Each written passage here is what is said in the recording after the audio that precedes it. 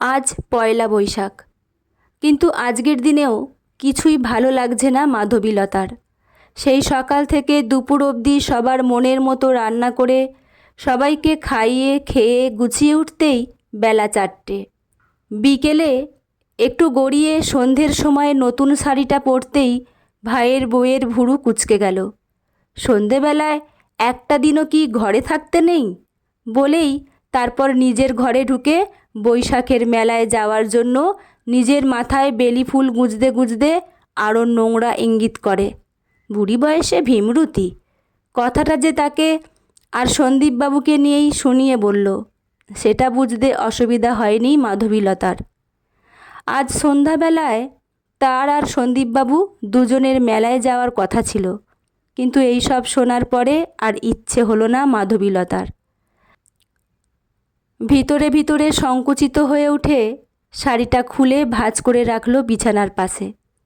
বুকের ভিতরে জমে থাকা একটা কষ্ট যেন ঠেলে বেরিয়ে আসতে চাইছে তার। সারা জীবন সবার মন জুগিয়ে চলতে চলতে তার পরিশ্রম দায়িত্ব দিন দিন যেন কমার বদলে বেরিয়ে চলেছে। সাপের মতো বেড় দিয়ে তার জীবনকে জড়িয়ে উঠেছে যেন। বয়স 48-এর শেষ সীমানায় পৌঁছেছে। কতবার ভাবে এই বুঝি দায়িত্ব শেষ হবে। মাঝে মাঝে তার মন যেন বিদ্রোহী হয়ে ওঠে। মনে হয় কেন ভাইয়ের সংসারে এদের জন্য এত করেও সে এমন ভয়ে ভয়ে চলে সবসময়। চোখটা জ্বালা করে ওঠে তার। বাবা মারা গেছে সেই ছোটোবেলায়। অনেক কষ্ট করে পড়াশোনা শেষে লাইব্রেরিয়ান কোর্স করার পরে এই চাকরিকে আঁকড়ে ধরেছিল প্রাণপণে। নিজে সারা জীবন বিয়ে করলো না, ইচ্ছে থাকলেও উপায় ছিল না তার। নিজের অসুস্থ মায়ের দেখাশোনা, তারপরে নিজের 2 ভাই বোনকে দাঁড় করাতে হিমশিম খেয়েছে সে। কিন্তু তারও একটা আলাদা জীবন ছিল তো। সেই একাদশ শ্রেণী পড়ার সময় থেকে নিজের পছন্দের মানুষও একজন ছিল তার, কিন্তু সেও মাধবীলতার জন্য অপেক্ষা করতে করতে শেষে ক্লান্ত হয়ে নিজে উন্নত ঘর বেঁধেছে। কম কষ্ট তো সেদিন হয়নি মাধবীলতার। ঘর বাঁধার স্বপ্ন সেদিনই শেষ হয়েছিল তার। তবুও মনের কষ্ট চোখের জল লুকিয়ে নিজের সংসার করার স্বপ্ন জলাঞ্জলি দিয়ে কর্তব্য করে চলেছে সারাটা জীবন। ভাই বোনদের প্রতিষ্ঠিত করে তাদের সংসার গুছিয়ে চলেছে আজও। ভেবেছিল এবারে মুক্তি মিলবে কিছুটা, কিন্তু উল্টে ভাই বোনের বিয়ে দিয়েও যেন দায়িত্ব তার আরও বেড়ে গেছে। তাদের সন্তানদের দেখাশোনা করার দায়িত্ব এখন তার উপরে অনেকটা বর্তায়, কারণ সে নাকি সব থেকে ঝাড়া হাত পা। তাই লাইব্রেরি থেকে ফিরলে তার উপরেই বাচ্চাদের দেখাশোনা করার আবদেরে দায়িত্ব। তার উপরে সে একা মানুষ, চাকরি করে বলে অঢেল টাকাও তার। তাই আত্মীয় স্বজন ঠাড়ে ঠোড়ে নিজেদের সংসারের টানাটানির খবর তার কাছেই ইনিয়ে বিনিয়ে উপস্থাপনা করে। হাত ভরে দিতে পারলে ভালো, নইলে মুখ ভার। কেউ কেউ মুখের উপরে মুখ বেঁকিয়ে বলে দেয়, চাকরি করেও মোটে এইটুকু। কেউ কেউ পিছনে এই কটূক্তি পর্যন্ত করে। চিতায় উঠলে সব সঙ্গে নেবে মনে হয়। ভীষণ খারাপ লাগায় মন ভরে যায় মাধবীলতার। সবার জন্য সারা জীবন ধরে এত করেও কারোর মন সে পায় না কেন? মাঝে মাঝে তার মন বিদ্রোহ করে ওঠে।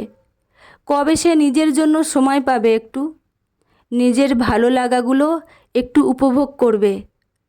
আসলে এতদিন পরে এখন বোঝেছে, যে মানুষ অন্যদেরকে না চাইতেই অনেকটা দেয় তার কদর কেউ করে না। তার জন্য তার এই দেওয়াটাই কর্তব্য মনে করে সবাই। তাই প্রত্যেকে নিজের স্বার্থের জন্য ওকে ব্যবহার করে ওরা। মাধবীলতা বুঝতে পারে, কিন্তু কিছু বলতে পারে না। এই মানসিক কষ্টটা যেন কুড়ে কুড়ে খায় তাকে। এত বড় সংসারের মধ্যে থেকেও নিজেকে মাঝে মাঝে বড্ড একা মনে হয় এই সব ভাবলে। তাহলে নিঃস্বার্থভাবে ভালোবাসার কেউ কি নেই তার জীবনে? কিন্তু আজকাল ভালোবাসার কথা ভাবলেই একজনের মুখ ভেসে ওঠে মাধবীলতার, সন্দীপবাবু। এই 1 বছরে সন্দীপবাবু তার জীবনে অনেকখানি দখল করে নিয়েছে যেন। ওনাকে ইদানিং মনের কথা ভালো মন্দর অনেকটাই প্রকাশ করে ফেলে সে। লাইব্রেরি থেকে আগের মতো কর্তব্যের টানে তাড়াতাড়ি বাড়ি ফিরতে মন চায় না তার। কাজ শেষে একটু একান্ত গঙ্গার ধারে সেই অশ্বত্থ গাছের তলায় দুজনে বসে সময় কাটায়। যেন এইটুকু সময় তারা খুঁজে পায় নিজেদের। দুজনে দুজনের জীবনের একাকিত্বর মধ্যে মিল খুঁজে পেয়ে একে অপরের পরিপূরক ভাবতে শুরু করেছে আজকাল। এই ভালো লাগার সময়টুকু যেন দ্রুত পেরিয়ে যায়। আবার আগামীকাল দেখা হবে প্রতিশ্রুতিতে বাড়ি ফিরে আসে মাধবীলতা। অনেক বছর পরে অন্যরকম অনুভূতিতে ভরে থাকে সে। বছর দেড়েক আগে সন্দীপবাবু লাইব্রেরিতে প্রথম আসেন। বিভিন্ন বইয়ের বিষয়ে খোঁজ নিতে গিয়ে মাধবীলতার সাথে একটা ভালো সম্পর্ক গড়ে ওঠে তার। আস্তে আস্তে গল্প করতে গিয়ে মাধবীলতা জেনেছে মানুষটার একাকিত্বর গল্প। বছর সাতেক আগে একমাত্র মা মরা কলেজে পড়া মেয়ে হঠাৎ জন্ডিসে মারা যায়। তারপরে উনি ফোর্সের চাকরি থেকে স্বেচ্ছায় অবসর নিয়েছিলেন। স্বাভাবিকভাবে ভেঙে পড়েছিলেন ভীষণ রকম। মেয়ের স্মৃতি তাকে সবসময় তাড়িয়ে বেড়াতো বলে ডাক্তারের পরামর্শে সেই বাড়ি বিক্রি করে এখানে এই মফস্বলের নদীর ধারে ঘর ভাড়া নিয়ে থাকতে শুরু করেন। মাধবীলতা একদিন জিজ্ঞাসা করেছিল, কিভাবে একা একা মন খারাপের সময় নিজেকে সামলান আপনি? সন্দীপবাবু মৃদু হেসে বলেছিলেন, যখন খুব মন খারাপ হয় তখনই লাইব্রেরিতে গিয়ে তোমাকে দেখি, উদ্বুদ্ধ হই। আমি তো সব পেয়ে হারিয়েছি, তুমি তো কিছু না পেয়েও হারিয়েছ নিজেকে, তবুও কত হাসি খুশি সবসময়। তারপরে একটু ঝুঁকে মাধবীলতার কানের কাছে মুখ নিয়ে এসে বলেছিল, তোমার টানেই কিন্তু আমার লাইব্রেরিতে রোজ আসা। লজ্জায় লাল হয়েছিল মাধবীলতা। বাড়ি ফিরে সেদিন আয়নার সামনে অনেকক্ষণ বসে নিজের মাথার কাঁচা পাকা চুলে হাত বুলিয়েছিল। কপালের ভাঁজের সাথে চোখের তলায় কালি স্পষ্ট, তবুও এইভাবে কেউ বলতে পারে তাকে দেখে? অবাক হয়েছিল মাধবীলতা। তারপরে আরও অবাক হয়েছিল যখন দুজনের ঘর বাঁধার স্বপ্নর কথা জিজ্ঞেস করেছিল। মাধবীলতা আজও উত্তর দিতে পারেনি। সন্দীপবাবুর যদিও তাড়া নেই কোনো, ভেবে বলতে বলেছে তাকে, কিন্তু মাধবীলতা আজও বুঝতে পারে না কি করা উচিত তার এই বয়সে এসে এখন। প্রথম প্রথম সে নিজের মনকে আটকানোর চেষ্টা করত, কিন্তু সন্দীপবাবুর সাথে কথা বলার যে ভালো লাগা সেটুকুর আমোঘ আকর্ষণ থেকে বের হতে পারেনি কিছুতেই। সারা জীবন অন্যের জন্য নিজের ভালো লাগার সময়গুলো হারিয়ে এই বয়সে এই ভালো লাগাটুকু পাওয়ার ইচ্ছে হয় তার ভীষণভাবে। ইচ্ছে তো হয়, সব ছেড়ে বেরিয়ে যায় সন্দীপবাবুর হাত ধরে, কিন্তু তার হয়ে ওঠে না। ওই যে ওই ভয়, লোকে কি বলবে, সবাই তাকে খারাপ বলবে, এই ভয়ে এগোতে পারে না সে কিছুতেই।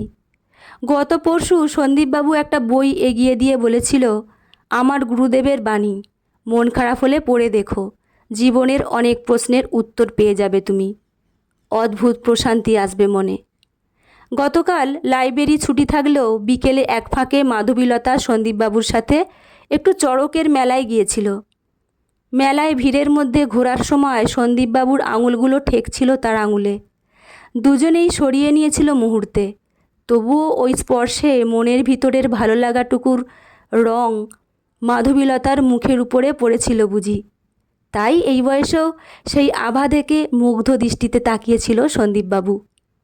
কিন্তু তাদের এই ঘোরাফেরার মুচমুচে সংবাদ পাড়া প্রতিবেশী থেকে এই বাড়ি থেকে ওই বাড়ি গিয়ে মাধবীলতার ভাইয়ের বউয়ের কানে ওঠে। সেই জন্যই আজ বৈশাখীর মেলায় যাবার আগে সারা জীবন নিজের কিচ্ছ সাধনের ফলাফলস্বরূপ আজ ভাইয়ের বউয়ের বলা কটূক্তিগুলো বড্ড কানে লেগেছিল তার।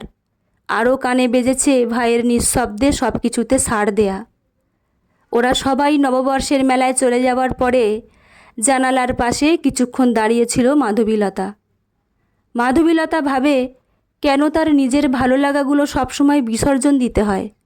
তার জীবনে কেন কোনো ইচ্ছে পূরণ নেই, ভালো লাগা নেই? এই নতুন বছরের প্রথম দিনটাই যেন আগামী বছরের কষ্টের সাক্ষী তার। ঘড়ির দিকে তাকায় সে। এতক্ষণে নিশ্চয়ই সন্দীপবাবু এসে অপেক্ষা করছে তার জন্য, করুক। মাধবীলতার মনের মধ্যে উথাল পাথাল করছে, সঠিক সিদ্ধান্ত নেয়ার দোটানা অবস্থা। এখন কি করা উচিত আর অনুচিতের দোটানায় অস্থির মনে গত সপ্তাহে সন্দীপবাবুর দেয়া বইটা টেবিলের উপর থেকে নিয়ে আনমনা হয়ে বসে থাকলো সে কিছুক্ষণ। শুকনো মুখে ভেজা চোখে পৃষ্ঠা উল্টাতে উল্টাতে আনমনা হয়ে পড়ছিল সে। এক জায়গায় এসে চোখ আটকে গেল মাধবীলতার। শিষ্য গুরুদেবের কাছে জিজ্ঞেস করছেন, গুরুদেব, জীবন কেন এত জটিল? শাড়ির আঁচল দিয়ে ভেজা চোখ মুছে গুরুদেবের উত্তরে চোখ বোলায় সে। জীবনের বিশ্লেষণ বন্ধ করো, এটি জীবনকে আরও বেশি জটিল করে তোলে। সর্বদা তোমাকে কারা ভালোবাসে সেটা খেয়াল রাখো, কারা তোমাকে ভালোবাসে না সেটা খেয়াল রেখো না। চোখ জলে ভরে যায় মাধবীলতার। চোখ বন্ধ করে নিজেকে বিদ্রূপ করে যেন সে। ভালোবাসা? কে ভালোবাসে তাকে? পর মুহূর্তে একটাই মুখ চোখের সামনে ভেসে ওঠে তার। সঙ্গে সঙ্গে মনের আকুলতা স্থির হয় তার। মনে হয় সত্যিই তো, কি দরকার কে কী ভাবলো সেই নিয়ে এত চুলচেরা বিশ্লেষণের? আত্মীয় স্বজন আর সমাজের কাছে নিজেকে ভালো প্রমাণ করার ইচ্ছে থেকেই নিজের ইচ্ছেকে গলা টিপে ধরা তার। এই বয়সে এসে দিনরাত জীবনে একান্তভাবে কিছুই না পাওয়ার চিন্তায় উদ্বেগ থেকেই মন খারাপ হয় তার। মনের মধ্যে আবার প্রশ্ন আসে তার, সারা জীবন তো নিজের কথা ভাবিনি, তাহলে কেন এত কষ্ট আমার? কেন ভালো মানুষ সবসময় কষ্ট পায়? গুরুদেবের উত্তর পড়ে মনের মধ্যের কষ্টগুলো চোখের জল হয়ে ঝরে পড়ে মাধবীলতার। ঘর্ষণ ছাড়া যেমন হীরা মসৃণ হয় না, আগুন ছাড়া যেমন সোনা বিশুদ্ধ হয় না, ভালো মানুষও তেমন পরীক্ষার মধ্য দিয়ে যায়। এটা তাদের ভোগান্তি নয়, এই অভিজ্ঞতা দিয়ে তাদের জীবন আরও সুন্দর হয়, তিক্ত নয়। মাধবীলতা এতক্ষণে নিজের দোটানা অস্থির মন যেন শান্ত হয়। গুরুদেব লিখেছেন, তোমার অতীতকে অনুশোচনা ছাড়াই মেনে নাও, আস্থার সঙ্গে তোমার বর্তমানকে পরিচালনা করো, ভয় ছাড়াই ভবিষ্যতের জন্য প্রস্তুত হও, বিশ্বাস রাখো, ভয় ছেড়ে দাও, বিশ্বাস করো যদি তুমি জানো কিভাবে বাঁচতে হয়, তবে তোমার জীবন হবে বিস্ময়কর সুন্দর। স্বামীজির প্রশ্নের উত্তরে শ্রী শ্রী রামকৃষ্ণদেবের বলা প্রতিটি কথা যেন মনের মধ্যে শান্তি এনে দিল তার। বইটা পড়তে পড়তে কি অদ্ভুতভাবে মনের জমে থাকা কষ্টগুলো আজ গলে যাচ্ছিল যেন চোখের জল হয়ে। এতদিনের না পাওয়া উত্তরগুলো পেয়ে মাধবীলতার মন স্থির হলো। সে আজ বুঝল কেন সন্দীপবাবু তাকে এই বইটা পড়তে দিয়েছিল।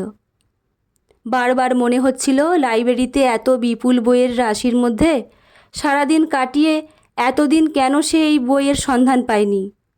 মাধবীলতা ঠিক করল, গুরুদেবের কথা অনুসারে সে তার পিছনে ফেলে আসা অতীতকে অনুশোচনা ছাড়াই মেনে নিয়ে ভয় ছেড়ে এই নতুন বছরের শুরুতে সন্দীপবাবুর সাথে সুন্দর ভবিষ্যতের জন্য প্রস্তুত তাকে হতেই হবে। তবেই সে তার মন খারাপের অসুখ থেকে বের হয়ে বুঝবে জীবন কত সুন্দর। ঘড়িতে সময় দেখল, ঘণ্টাখানেক দেরি হয়েছে মাত্র। তাড়াতাড়ি সন্দীপবাবুর দেয়া বিছানার পাশে রাখা নতুন শাড়িটা পরে বের হলো সে। দ্রুত পায়ে কিছুটা যেতেই দেখল দূরের অশ্বত্থ গাছের তলায় এদিকে তাকিয়ে অধীর আগ্রহে এখনও তার অপেক্ষায় দাঁড়িয়ে আছে মানুষটা। এই নববর্ষের পূর্ণ সন্ধ্যায় তার এক নতুন জীবনের সূচনায় মৃদু হাসি আর ভালো লাগায় মন ছেয়ে গেল মাধবীলতার। বন্ধুরা, গল্পটি এখানেই সমাপ্ত। গল্পটি আমার তো বেশ ভালো লেগেছে। আপনাদের কেমন লাগলো অবশ্যই কমেন্ট করে জানাবেন। লেখা ঝুম্পা মণ্ডল, পাঠে আমি রিমি। ভালো থাকবেন। দেখা হচ্ছে পরের কোনো গল্প নিয়ে। ধন্যবাদ।